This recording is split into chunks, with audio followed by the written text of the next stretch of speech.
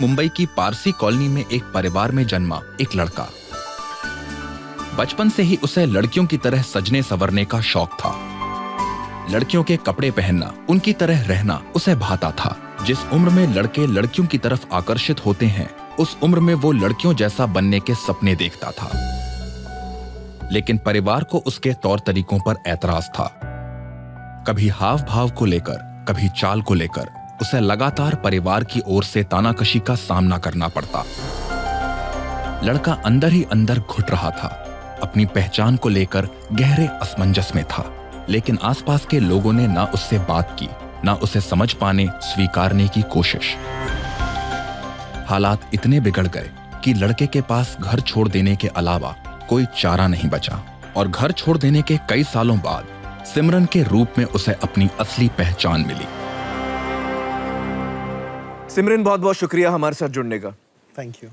मुझे बताइए कि 14 साल की उम्र में अपना घर छोड़ देना, ये बहुत ही मुश्किल बात है। तो वो क्या हालात थे जिस वजह से आपने ये कदम उठाया? मैंने अपने परिवार को मुझसे दूर जाते हुए देखा है। पिताजी ने मुझे जिंदगी में कभी एक्सेप्ट नहीं किया, आज के डेट तक मुझे कभी एक्सेप्ट नहीं किया है as the way I am. सवेरे उठने से लेके रात के गुड नाइट तक अगर कोई बच्चे को कंटिन्यूसली 24/7 वो ताना देते रहे, it's just not from your father. But जो भाई बहन होते, तो आपके भाई बहन ने भी आपको कभी एक्सेप्ट नहीं किया, कबूल नहीं किया आपको? कभी नहीं। और इतनी नेगेटिविटी मुझे मिली है मेरे परिवार से कि बिना सोचे बिना समझे मैंने सीधा अपने घर से वॉक ऑफ कर दिया है। And I told my father, ऐसे नहीं कि मैंने बिना बोले उनको चले गई। अच्छा। मैंने उनको बोला कि मैं घर छोड़ के जा रही हूँ। तो उनका क्या रिस्पॉन्स था? Get lost. उन्होंने रोका नहीं आपको? कभी नहीं। ये तो बहुत मुश्किल हुआ होगा आपके लिए। आप 14 साल के थे, फिर घर छोड़ के आप कहाँ गए? बॉम्बे सेंट्रल स्टेशन, 3 स्टेशन दूर पे बॉम्बे सेंट्रल स्टेशन है। एक दिन तो रोने धोने में गया, दूसरे दिन पॉकेट, वो जितना पॉकेट में पैसा था, I think I had carried only 16 rupees in my pocket. 16 रुपए था आपके पास? सिर्फ 16 रुपये। और 16 रुपये एक दिन में मैंने खर्च कर लिया, भूख लगी थी। तीसरे दिन एक व्यक्ति ने मुझे ऑफर किया एक वड़ा पाव और एक ग्लास, चाय की कटिंग ग्लास आती है, और वो व्यक्ति किन्नर थे, हिजड़ा समाज के थे। तब उन्होंने मुझे वहां से रे रोड लेके गए और मेरी जिंदगी रे रोड से शुरू हुई। जी जी। क्या क्या चीजें आपको करनी पड़ी उस वक्त, उस दौर में? उनके समाज में ढलने के लिए, उनके साथ रहते हुए उनके रंग में रंगने के लिए मैंने अपने आप को वहां पे मोल्ड करना सीखा। हमारे हिजड़ों में एक बड़ी चीज होती है जो हम बोलते ताली।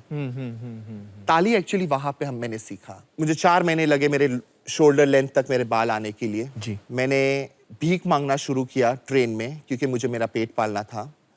आप समझ सकते हो कि एक बच्चे के लिए जो कभी जिंदगी में आउटडोर नहीं देखा, ऑल ऑफ अ सडन अगर वो ट्रेन में जाके भीख मांगता है या सिग्नल पे खड़े रह के हाथ फैलाता है, यू कैन इमेजिन वो कितना डिफिकल्ट होगा। सामने के वाले के लिए उतना डिफिकल्ट नहीं होता क्योंकि वो अपना शीशा चढ़ाता है, पर मांगने के लिए वो कितना डिफिकल्ट रहता है। और उस दौरान जस्ट बिकॉज मेरे पास कोई अपॉर्चुनिटी नहीं था, मेरे पास कोई जॉब नहीं थी, रात को हाईवे पे खड़ी रही। सॉरी, मुंबईया भाषा में हम बोलते धंधा करने के लिए मैं खड़ी थी, सेक्स वर्क के लिए मैं खड़ी थी। तब मैं कंफर्टेबल नहीं थी, मुझे घिन आती थी। तो मेरे फ्रेंड को मैंने बोला कि देखिए, मैं I think I am not comfortable, ये मुझसे नहीं हो रहा है, कोई नाचने गाने का होगा तो बताइए ना। तो खार स्टेशन के बाहर वेस्ट में एक डांस बार था, तो उसने एक टाइम ऐसे ही बात कर लिया था। तो उस सेठ ने बोला था कि अगर आपके पास कोई ऐसा हिजड़ा है तो आप लेके आइए मेरे बार में, वो ओपनिंग गाना उनको दे देवे, क्योंकि पहले तो साईं बाबा की आरती होती है, उसके बाद फिर तुमको नचवा सकते हैं। अच्छा, बार में साईं बाबा की आरती से शुरू करते हैं? सबसे पहले शुरू होती है, वो गुड लक लाते हैं बोलते हैं लोग। अच्छा। तो लगा दिया काम पे। वहां से आपकी एक तरह से कमाई शुरू हुई, और साथ में साथ दुनिया को जानने की नजरिया मेरा बदलने लगा। जब थोड़ा पैसा जमा हो गया, अराउंड 17 इयर्स, तब मैंने सोचा चलो यार फिर पढ़ाई कर लेते यार, जिंदगी में काम आएगा पढ़ाई भी। तो फिर आपने दोबारा पढ़ाई उठाई? जी, पर वो भी कंप्लीटली इलीगल वे से। कैसे? डुप्लीकेट बोनाफाइड सर्टिफिकेट निकाला। अच्छा। और चर्चगेट में एक नामी कॉलेज है, उसमें मैंने एडमिशन लिया। हाँ। नकली माँ बाप बनाए कस्टमरों से रिक्वेस्ट कर करके नकली माँ बाप बनाए। कॉलेज में एंट्री मिला। सवेरे कॉलेज जाते थे, रात को वही डांस बार था। डांस बार में 5 साल ऐसे ही जिंदगी गई मेरी। ग्रेजुएशन किया आपने? ग्रेजुएशन कंप्लीट करी वाह वाह, वही पैसे से।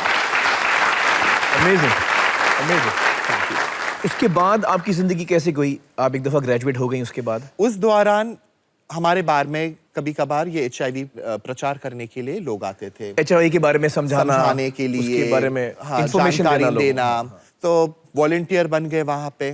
तो वहां से मैंने NGO सेक्टर में अपनी जिंदगी शुरुआत की। वन फाइन डे 2010 में मुझे इंडिया HIV एड्स अलायंस से फोन आया। उन्होंने मुझे ऑफर दिया और आज करीबन 4 साल से मैं नेशनल लेवल पे एक नेशनल प्रोग्राम संभाल रही हूँ और ये प्रोजेक्ट 17 स्टेट्स में आज चल रहे हैं। और मैं बहुत गर्व मुझे महसूस होता है कि मैंने अपनी ज़िंदगी as a bar dancer, sex worker, फिर पीयर एजुकेटर, आउटरीच वर्कर और आज मैं एक नेशनल लेवल पे जाके बैठी हूँ। क्या बात है। तो हिजड़ा समाज में जो आपका जो एक सफ़र रहा, एक जर्नी रही, उसके बारे में हमें कुछ बताइए। देखो, स्टिग्मा और डिस्क्रिमिनेशन तो ये हमारा बोलते हैं ना चोली दामन का ये है। लोग सोचते हैं कि हिजड़े बड़े बदतमीज होते हैं, गालियां देते हैं, उनको सिर्फ उनके पैसे से मतलब होते हैं। पर हमेशा एक बात याद रखना, ताली 2 हाथ से बजती है। पैसे से मतलब इसलिए होते हैं क्योंकि तुमने जॉब नहीं दिया आज तक। बिल्कुल सही कहा आपने। आज अगर आप छोटी सी गवर्नमेंट हॉस्पिटल में चले जाओ, हाँ, ठीक है, जब तक बदतमीजी ना करोगे तब तक तुम्हें तुम्हारा अधिकार नहीं मिलेगा। मैं जब टेस्टिंग के लिए लेके जाती थी लोगों को, डॉक्टर हाथ लगाने से कतराते थे।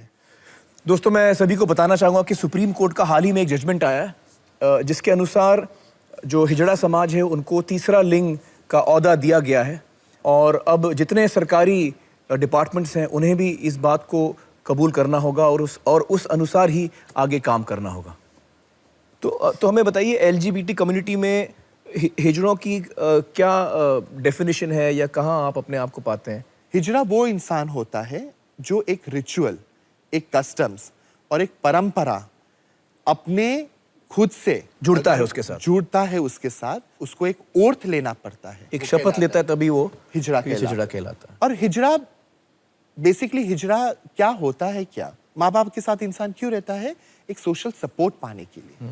जब मैंने घर छोड़ा था तब मेरे पास कोई सोशल सपोर्ट नहीं था। वो सोशल सपोर्ट मेरे टाइम पे जो मेरे रास्ते के बीच में आ गया, मैंने उसे अपना लिया। आज मुझे एक सोशल सपोर्ट है, मेरी गुरु है, मेरे गुरु भाई लोग हैं जो मुझे देखेंगे, जो मेरे लिए वरीड है। तो आपने कभी पीछे मुड़ के अपने फैमिली को फोन किया, उनके पास आप दोबारा गए, कभी ऐसा मौका भी आया? एक बार फोन करके डैडी से बात किया तो डैडी ने स्ट्रेटली बोल दिया, तू हमारे लिए कब से मर गया है। And he bang the phone down. तब उम्मीद की सारी दरवाजे बंद हो गई। ये आपके लिए बहुत मुश्किल हुआ होगा टू एक्सेप्ट कि मेरे फैमिली ने मुझे टोटली रिजेक्ट कर दिया है। यस, तभी यस, पर आज मैं अपने आप को जहाँ पे देखती हूँ, मेरे एक छोटी सी दुनिया में मैं जहाँ पे रहती हूँ, मैं बोलती हूँ अच्छा ही हुआ। नहीं मांगता ऐसे माँ बाप। आप समाज को क्या कहना चाहेंगी? क्यों हम हिजड़ा कम्युनिटी को एक्सेप्ट नहीं करते एक इंसान के तौर पे?